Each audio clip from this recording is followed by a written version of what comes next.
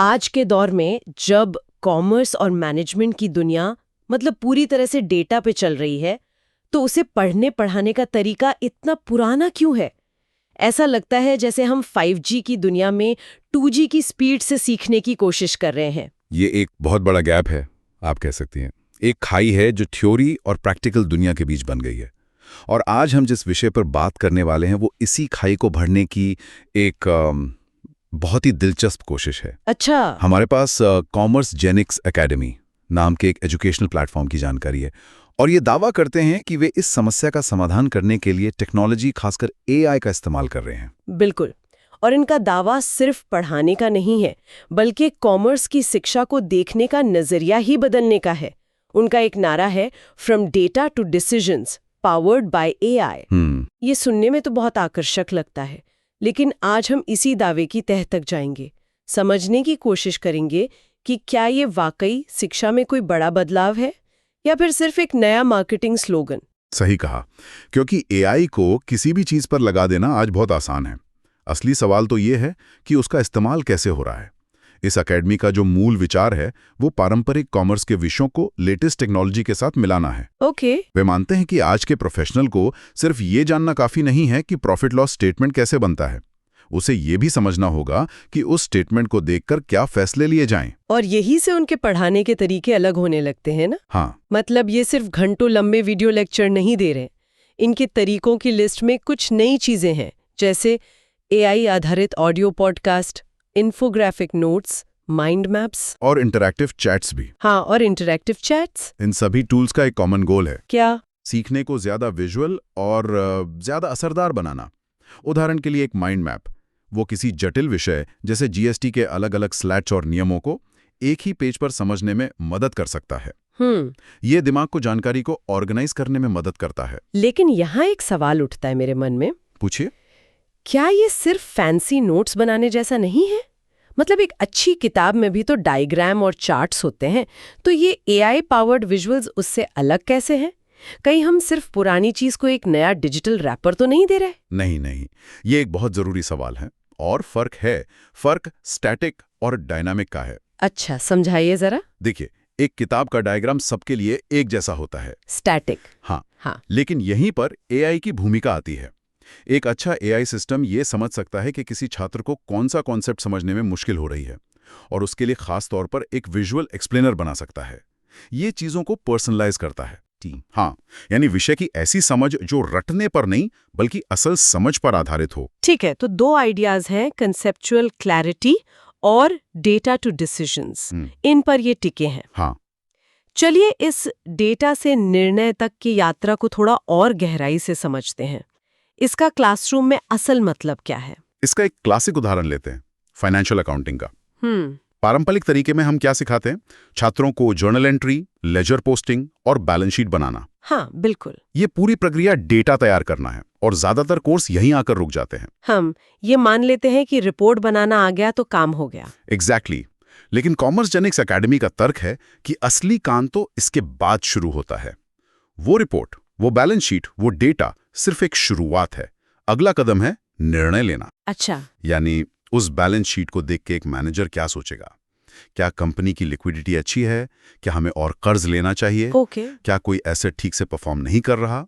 ये है थ्योरी को प्रैक्टिकल दुनिया से जोड़ना। मतलब वे सिर्फ क्या है ये नहीं सिखा रहे, बल्कि तो क्या सिखा रहे हैं। हाँ, बैलेंस शीट ये है तो क्या, प्रॉफिट कम हुआ है तो क्या। आपने बिल्कुल सही पकड़ा। ये उस गैप को भर रहा है जो एक अकाउंटेंट और एक फाइनेंशियल एनालिस्ट के बीच होता है। बिल्कुल, और यहीं पर उनका AI का इस्तेमाल और भी दिलचस्प हो जाता है। हाँ, इस पर आते हैं।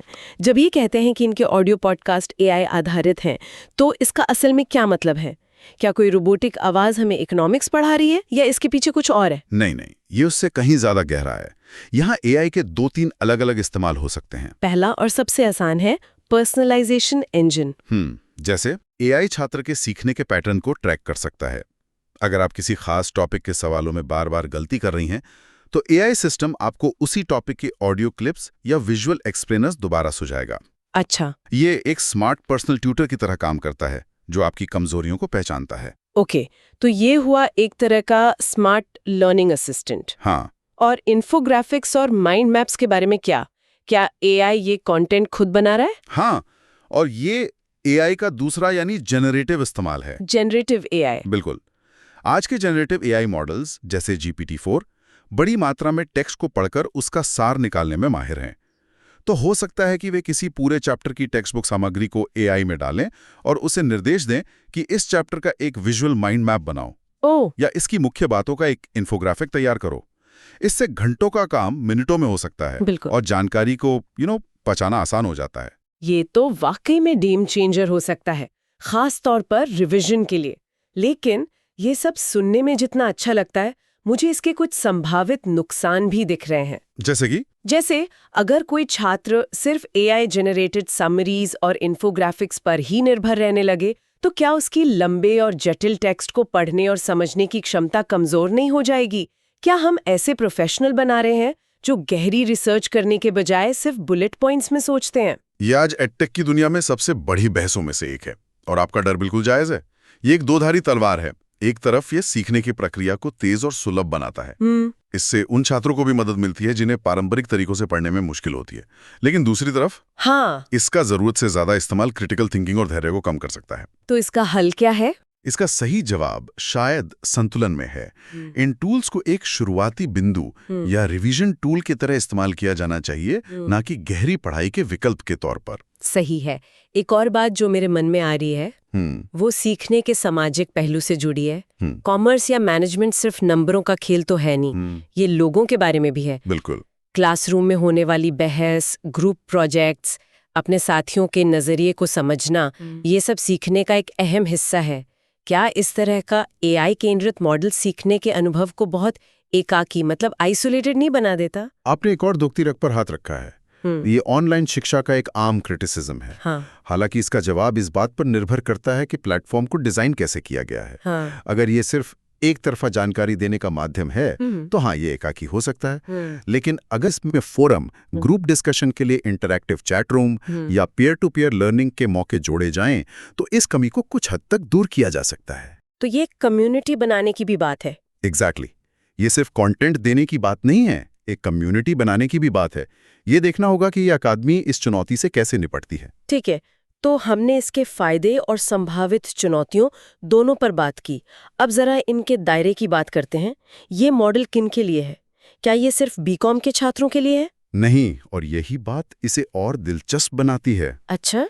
उनके कोर्स बीकॉम, एमकॉम और एमबीए जैसे अकादमिक कार्यक्रमों से लेकर यूजीसी नेट कॉमर्स और MPPSC असिस्टेंट प्रोफेसर जैसी प्रतियोगी परीक्षाओं तक फैले हुए हैं। ओह, तो इसका मतलब है कि ये मॉडल सिर्फ बुनियादी कॉन्सेप्ट्स के लिए नहीं है? नहीं, इसे एडवांस लेवल की पढ़ाई और रिसर्च के लिए भी लागू किया जा सकता है। बिल्कुल, क्योंकि डेटा से निर्णय लेने का जो कौशल है वो हर स्तर पर जरूरी है। एक बीकॉम का छात्र शायद किसी कंपनी की वार्षिक रिपोर्ट का विश्लेषण कर रहा हो, जबकि एक यूजीसी नेट का उम्मीदवार वो रिसर्च मेथोडोलॉजी में डेटा का विश्लेषण करके किसी हाइपोथेसिस को टेस्ट कर रहा होगा। काम का स्तर अलग है, लेकिन मूल प्रक्रिया वही है। क्या प्रक्रिया?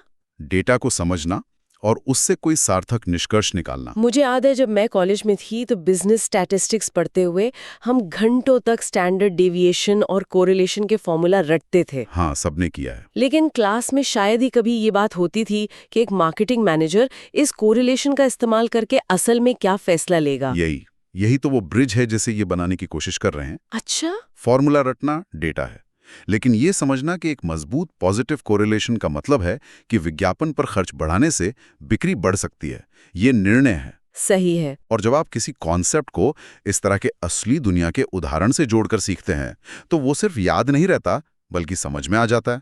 हाँ, फिर फॉर्मूला रटने की जरूरत नहीं पड़ती। बिल्कुल, क्योंकि आपको उसके पीछे का लॉजिक पता होता है। तो अगर हम इस पूरी चर्चा को समेटने की कोशिश करें तो कॉमर्स जेनिक्स एकेडमी सिर्फ एक और ऑनलाइन कोचिंग सेंटर नहीं है जो नोट्स और वीडियो बेच रहा है। नहीं, बिल्कुल नहीं। ये कॉमर्स सिखाने के एक पूरे तरीके को, एक पूरी फिलॉसफी को बदलने की कोशिश कर रहा है। हाँ, वे कंटेंट के क्या से ज्यादा सीखने के कैसे पर ध्यान केंद्रित कर रहे हैं।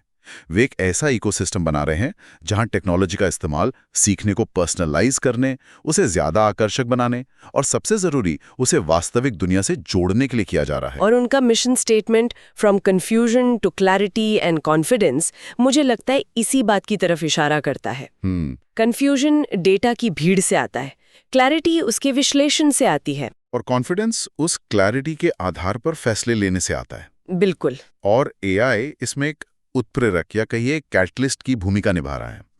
ये शिक्षक की जगह नहीं ले रहा है, नहीं, बल्कि उसे और छात्र दोनों को ज्यादा शक्तिशाली बना रहा है। ये हर छात्र को एक व्यक्तिगत सीखने का मार्ग दे रहा है, जो पारंपरिक क्लासरूम के एक साइज सभी के लिए फिट वाले मॉडल में संभव ही नहीं है। तो आज की हमारी इस पड़ताल का सार ये है कि कॉमर्स जेनिक्स एकेडमी जैसे प्लेटफॉर्म्स एडटेक के भविष्य की एक झलक दिखाते हैं। हाँ, कह सकते हैं। एक ऐसा भविष्य जहां सीखना ज्यादा पर्सनलाइज्ड, विजुअल और प्रैक्टिकल होगा। लेकिन इसके साथ ही ये कुछ गंभीर सवाल भी खड़े करता है। बिल्कुल। जैसे कि गहरी सोच के कौशल पर इसका क्या असर होगा और सीखने की प्रक्रिया कितनी सामाजिक रह जाएगी। बिल्कुल। ये मॉडल इस बात पे जोर देता है कि जानकारी के इस युग में जहां कोई भी जानकारी बस एक गूगल सर्च दूर है, वहां सिर्फ जानकारी देना शिक्षा का मकसद नहीं हो सकता। सही बात है। असली मकसद उस जानकारी को प्रोसेस करने, उसका विश्लेषण करने और उसके आधार पर विवेकपूर्ण निर्णय लेने की क्षमता विकसित करना है। मेरे लिए जो सबसे बड़ी बात निकल कर आई है वो ये है कि ये सिर्फ कॉमर्स पढ़ाने के बारे में नहीं है। ये एक जरूरी जीवन कौशल, एक लाइफ स्किल सिखाने के बारे में है। कैसे? देखिए, डेटा हर जगह है, हमारी सेहत से लेकर हमारे फाइनेंस तक। उस डेटा को देखकर पैटर्न पहचानना और बेहतर फैसले लेना, ये एक ऐसी स्किल है जो हर किसी के लिए जरूरी है। आपने बहुत अच्छा पॉइंट रखा और ये हमें एक बहुत ही दिलचस्प सवाल पर लाकर छोड़ता है, जिस पर हमारे श्रोताओं को सोचना चाहिए। क्या सवाल है? अगर एआई कॉमर्स जैसे विश्लेषणात्मक विषयों के क्या और कैसे को इतनी कुशलता से सिखा सकता है, यानी फॉर्मूले, परिभाषाएं और प्रक्रियाएं, तो भविष्य में एक मानव शिक्षक की असली भूमिका क्या होगी? ये तो बहुत बड़ा सवाल है। क्या शिक्षक की भूमिका सिर्फ जानकारी देने वाले से बदलकर एक ऐसे मेंटर की हो जाएगी जो छात्रों को क्यों और क्या अगर जैसे सवाल पूछना सिखाए? मतलब? यानी डेटा के पीछे की नैतिकता, रणनीति और मानवीय पहलुओं पर चर्चा करे, जो शायद एआई कभी ना कर पाए। इस पर सोचना दिलचस्प होगा।